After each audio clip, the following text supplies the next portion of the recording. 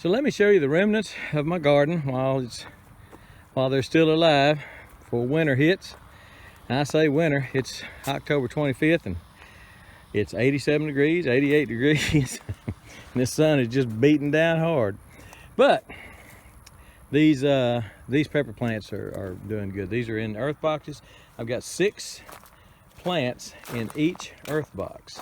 One of the advantages of an earth box is the fact that you can put so many plants in it. But these have done well. My daughter came through here a couple of days ago and just ravaged them pretty good, picking peppers. And so they're not as full as they have been. Had another lady come pick. We've picked, just extremely prolific. And I haven't fertilized these in well over a month. So the peppers could be a lot bigger. It's just that we can't eat them all. I give some away, and they turned hot. These Mamma Mia, I think it's Mamma Mia Giallo. It's an Italian sweet pepper, kind of a roasting pepper, and they turned hot. I don't know why. I've grown a couple of the Mamma Mia varieties in the past, and they've never gotten hot. These got hot. Now, is it because they're planted next to this earth box here? This last earth box is all hot. It's cayenne, serrano, and I don't know, something else I never forgot. And I don't know whether, they're not supposed to cross-pollinate unless you're talking about seed propagation. But during the season, I don't think they're supposed to cross-pollinate and make a non-hot pepper hot. But now the bananas haven't gotten hot. That's a decent size banana, considering I haven't fertilized in a while. The bananas haven't gotten hot, but these Mamma Mias, man, Mamma Mia, they got hot. I can't eat them. These are, again, these should be 3 times that size, but that's a fooled you jalapeno. It's not hot, and it hasn't gotten hot, which is cool. I've been eating those. Another one there, that's a pretty good size one right there. Fooled you jalapeno. And this is a Heatless Habanero. I've got another one or two over here. Heatless Habanero. This one is from Haas Tools. Most of that's been picked. My daughter picked a bunch. I've picked a few and eaten them. I've got another couple of Heatless Habaneros over here, and they are absolutely heatless. Every time I bite into one, I'm a little careful just in case somebody got a seed confused and I don't want to bite into something that I shouldn't. But they just as tame as they can be. So if you're looking for the habanero taste, again, they get much bigger than that, but they get twice that size probably. But just, I haven't fertilized. I watered like I should, but I haven't fertilized. But if you're looking for a habanero taste, or maybe to impress your friends, have 2 habaneros, one hot and one not, and you bite one and just do it with a straight face and then give them the other one. Don't do that. That would not be nice. But if you're looking for a heatless habanero, the one Haas has, the seeds they have is really, really good. I haven't, not a bit of heat that I can tell. So you might want to consider that. These are the hot ones, serranos and whatever. The cayennes, boy, I've grown some big cayennes. These things put on some 8 or 10 inch cayennes and just look beautiful. But once they started getting a little mature, they started getting a little hot. Now that, I bet you that's hot. I'm gonna try one.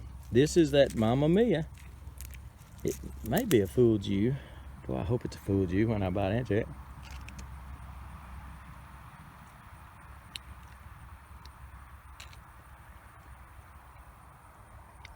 Nope, it's hot. And that's supposed to be a Mamma Mia.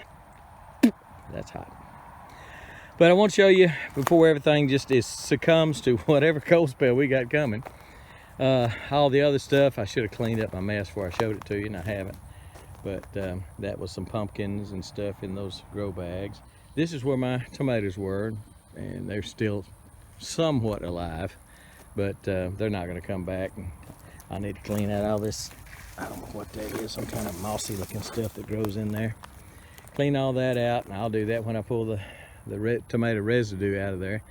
But they did real well in the wicking tubs, and these are the ones in earth boxes, and they've done real well in those earth boxes. I'm real pleased with them, with all the earth box gardening that I've done. So you may want to consider earth boxes or wicking tubs if you like container gardening. And if you're in the South, you can grow, I could put these in a greenhouse, or throw some plastic over them, and probably get another week or two frost off of them. Now we're not going to have, as far as I know, there's not a frost schedule for a couple of weeks. Our first frost is typically November 15th. But in the last couple of years, if I remember right, it's been late October. So we're kind of due. I don't know. But anyway, these are the fig trees that I showed you I propagated from the air layering project I had, and got the drip irrigation running on them right now, and they look good. Some of them got some nice little figs on them, and almost ready. That is a squash. That is not a squash. That is a black mission, which is, I think, the same thing as a brown turkey, close to it if it's not. So my little garden spot here is getting grown up with stuff, so I need to get some more wood chips on it, so they'll stop some of this growth, kind of smother out some of those things.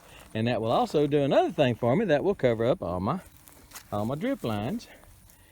And that's good for two reasons. I think it'll last longer if the drip lines are covered and not exposed to the sun, but I think it'll also keep the water cooler as the water comes from the well, which is pretty cool, and comes over here. If it stays in that black pipe very long, it's pretty warm. It gets pretty warm on a Texas summer. So that'd be a good deal if I can bring some chips in and cover those things up.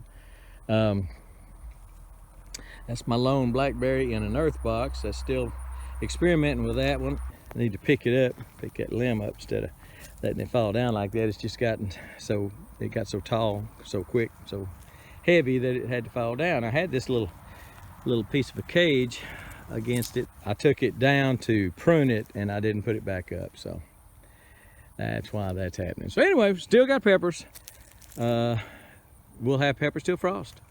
And you know, the good thing about the earth box, I could drag it over inside the barn, because typically we'll have a frosty day, a frosty morning, and then we might be 75 degrees and not get down to 40 or 50 for the next 2 or 3 weeks. So I can do that with some of these and save them and get a lot more out of them without even putting them in a greenhouse. Just put them somewhere to protect them on one or two nights that we get that's cold.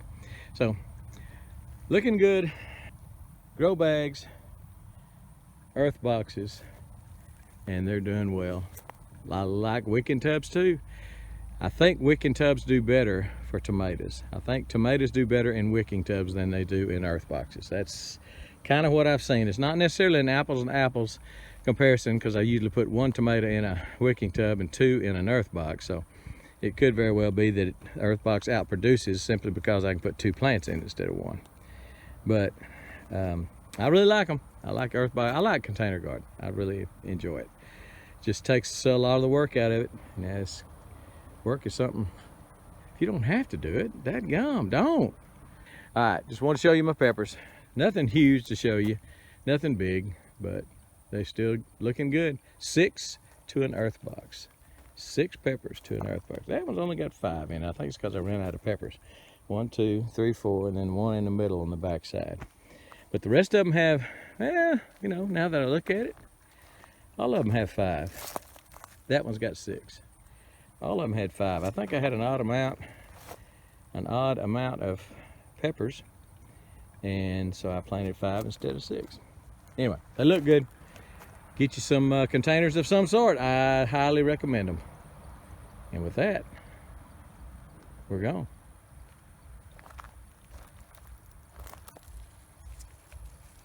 I think I'll just pull that one for supper tonight. And maybe his twin right below him.